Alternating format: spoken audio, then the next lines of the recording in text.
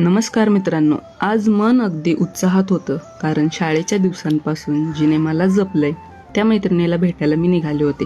बाहेर कडक ऊन होतं, जणू आयुष्यातले चढ उतारच. वाटेत एक बोगदा लागणार होता. खरं सांगू का, बालपण आठवलं. तेव्हा इथं ओरडत जाताना जे स्वातंत्र्य वाटायचं ते आज मोठेपणीच्या जबाबदारीत कुठंतरी हरवून गेले असं जाणवलं. तिची वाट बघत एका वडाच्या झाडाखाली थांबले होते. उन्हात जशी या झाडाची सावली हवी हवीशी वाटते, तशीच काही माणसं आपल्या आयुष्यात सावली बनून येत असतात. फायनली ती आली. भेटीचं रूपांतरण हास्याच्या फोटोंमध्ये झालं. जुन्या गप्पांना पुन्हा उजाळा मिळाला आणि वेळ जणू तिथेच थांबली. आम्ही जेवायला बसलो आणि निसर्गाने कूस बदलली.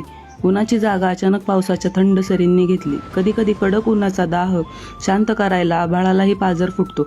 अगदी तसंच आमच्या गप्पांनी मनावरचं ओझं हलकं केलं होतं. पावसात भिजत तो वाफाळलेला चहा घेणं हे आमच्यासाठी केवळ एक विसर पडलेल्या बालपणाचा पुन्हा एकदा घेतलेला आनंद आहे.